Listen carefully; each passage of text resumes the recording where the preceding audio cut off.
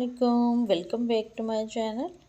बहुत सारे प्लांट्स हैं जो आप फ्लावरिंग करेंगे, कुछ जो है वो काफ़ी टाइम से, जैसे कि इनको हमने लगाया था कटिंग के थ्रू, फ्लावरिंग कर रहे हैं। उनमें ये जो चाइनीज़ वायलेट का प्लांट है, इसकी सारी कलियां जो कि खिल चुकी हैं। आप वहाँ पे देखें सीड पॉट बन रहे हैं।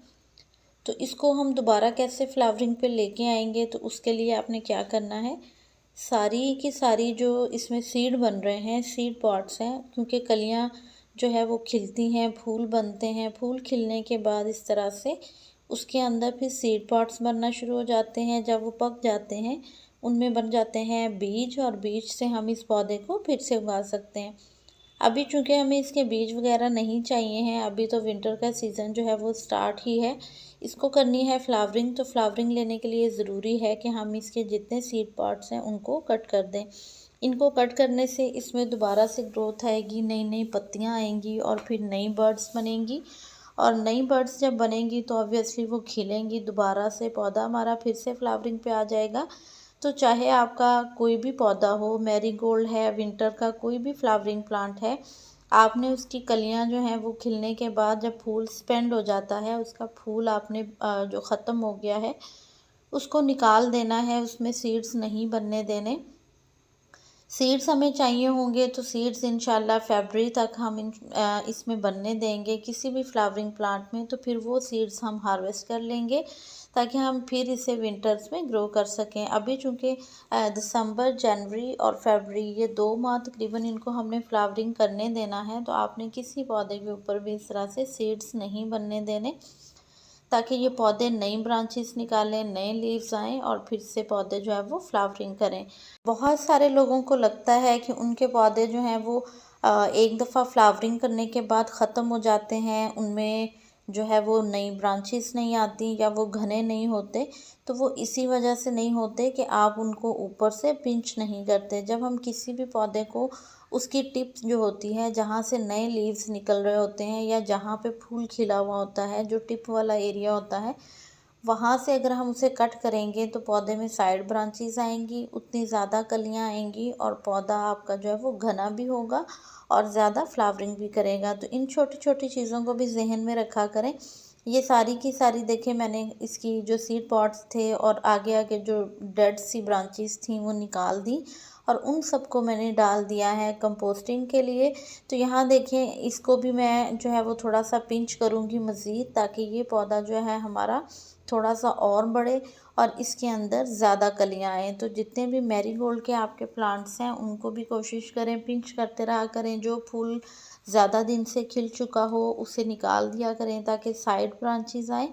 और जैसे जैसे साइड ब्रांचेस आएंगी, कलियाँ आएंगी, तो आपके पौधे के ऊपर ढेर सारी फ्लावरिंग होगी। अच्छा, यहाँ पे मैंने ओपन में रखे थे कुछ कैक्टस के प्लांट्स, तो वो सारे मैंने हटा दिए हैं यहाँ से, क्योंकि आने वाले दिनों में अगर बारिशें भी होती हैं ताकि उनको ज़्यादा पानी ना मिले। यहाँ मैंने सभी के सभी फ्लावरिंग वाले प्लांट्स की पनीरियाँ जो हैं वो रख दी हैं, या फिर क्लांचो के प्लांट्स।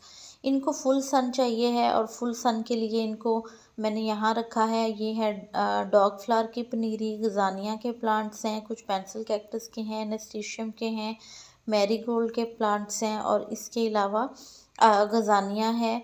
और इसके साथ साथ कुछ थोड़े से जो हार्डी वाले कैक्टस हैं वो पड़े हुए हैं। तो यहाँ पे इनको सारे दिन की धूप मिलती है। उसके साथ साथ आप देखें, आप बॉटल प्लांटर्स के अंदर कितने अच्छे से छोटे छोटे पौधों को लगा के रख सकते हैं, ये बहुत अच्छे से ग्रो करते हैं। और ये मिंट की कटिंग्स भी अवेलेबल हैं, अगर किसी को चाहिए हो फॉर सेल आपको मिल जाएंगी। बहुत ज़बरदस्त जो है वो इसमें इनकी ग्रोथ है। मैंने काफ़ी दफ़ा यहाँ से हार्वेस्ट करके इसे इस्तेमाल भी किया है। बहुत सारे ऐसे पौधे हैं जिनको अब हमें बचाना है, क्योंकि काफ़ी धुंध है और काफ़ी कोहरा जो है वो रात में ठंडक वाला पानी जो है शबनम का वो गिरता है, उससे जो है वो पौधे हमारे ख़राब होते हैं। ख़ास करके वो पौधे जो परमानेंट हैं, उनमें मनी प्लांट हैं, सिंगोनियम्स हैं, हमारे आयरसिन का प्लांट है, उसके अलावा मनी प्लांट की बाकी वैरायटीज़ हैं, इंग्लिश आइवी, रियो प्लांट, जो भी इस तरह की मेरे पास वैरायटीज़ थी, सबकी मैंने कटिंग्स लगा के इस तरह से पॉली हाउस में रख दी हैं।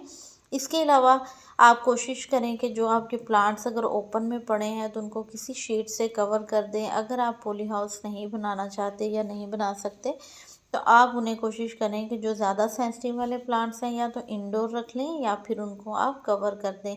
बेबी सनरोज़ का प्लांट ऐसा है कि जो इस टाइम पे आके बहुत अच्छी ग्रोथ करता है, आप उसकी कटिंग्स लगा के उसके पौधे तैयार कर सकते हैं।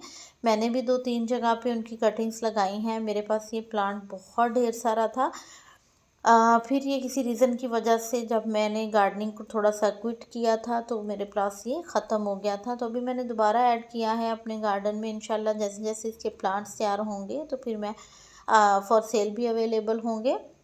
ये देखें, ये अगावे की है वेरीगेटेड वैरायटी और माशाल्लाह कितना खूबसूरत ये इसमें शेड आ रहा है। तो आप इन पौधों को ज़रूर ऐड करें जो परमानेंट हैं और इनकी कोई केयर नहीं है। ये इतने हार्डी हैं कि ये जहाँ कहीं भी पड़े हुए हैं ये आपको बहुत अच्छे से ग्रोथ देंगे और इनके ऊपर बहुत ज़्यादा गर्मी सर्दी अफेक्ट नहीं करती है। तो ये कलांचो के प्लांट्स हैं। तो अगर इनके लीव्स कुछ अगर लग रहा है आपको कि ख़राब हो रहे हैं, उनको भी निकाल के आप किसी पॉट में रख देंगे तो वहाँ ही उसके देखिएगा, जैसे ही वो मिट्टी के साथ टच होंगे तो उनके अंदर भी बेबी प्लांट्स निकलना स्टार्ट हो जाएंगे। इसके अलावा आप यूफोरबिया को ऐड कर सकते हैं। इसकी कटिंग्स कहीं से मिले आप लगा के रख दें। जितना कम पानी देंगे उतना ही इसकी कटिंग अच्छी ग्रो करेगी। अब मेरा ये एक पॉट है जो मनी प्लांट का, जिसमें कि फिलोडेंड्रोन भी है और साथ में सिंपल मनी प्लांट भी है। तो यही ओपन में पड़ा हुआ है। बाकी सब जो है वो मैंने उसमें पॉली हाउस में या नेट के नीचे रखे हैं। इसी तरह चाइनीज़ मनी प्लांट है, इसको भी आप कोशिश करें कि आप नीचे रखें इनको शेड के, या फिर आप इसको कवर कर दें रात में। बाकी जितने भी फ्लावरिंग प्लांट्स होते हैं इन सबको फुल सन चाहिए है। तो इन सबको मैंने ऐसी जगह रखा है जहाँ इन्हें मैक्सिमम धूप मिलती है। वैसे तो ये नेट के ही नीचे हैं, लेकिन यहाँ देखें सारी कलांचों में बर्ड्स आ रहे हैं। यहाँ इन ड्रेसिनास के प्लांट पड़े हुए हैं, कुछ मैंने कोलियस के, और यहाँ कैक्टस भी मैंने रख दिए हैं ताकि इनको जो है वो बारिश का पानी कम से कम मिले। जितना हो सके कैक्टस वगैरह को आप कम पानी दें, कलांचों को कम पानी दें, क्योंकि ज़्यादा पानी देने से ये ख़राब होने लग जाते हैं। कलांचों की कोई भी वैरायटी हो उसको आपने कम से कम पानी देना है, तो ही आपके पास वो बहुत अच्छे से ग्रो होंगे। कुछ पौधे इस तरह मैंने बड़े पौधों के बीच में रख दिए हैं, क्योंकि जब हम इन्हें इस तरह से छुपा के पौधों के बीच में रखते हैं तो ये बहुत अच्छी ग्रोथ करते हैं। और अगर हम इनको अलग अलग निकाल के रख देते हैं तो ये उस तरह से अच्छी ग्रोथ नहीं करते हैं। तो आप ये भी करके देखिएगा कि जब आपके पौधे एक ही जगह पे एक दूसरे के बीच में इस तरह से पड़े होते हैं तो वो बहुत अच्छी ग्रोथ करते हैं जब आप उन्हें इकट्ठा करके रख देते हैं। तो इकट्ठा करके रखने से एक तो ये जो छोटे पॉट्स होंगे इनमें जो प्लांट लगे हुए हैं वो कोरे वगैरह से भी बच जाएंगे, और जो बड़े प्लांट्स हैं उनकी वजह से इनके अंदर थोड़ी सी हीट भी बनी रहेगी, उतनी ज़्यादा ठंडक नहीं बनेगी। आप चाहें तो आप अपने पौधों की मिट्टी की मल्चिंग भी कर सकते हैं। विंटर्स में जो है वो हमने जब मल्चिंग की हुई होती है तो वो हमारे पौधों की जड़ों तक डायरेक्ट ठंडक को नहीं जाने देती।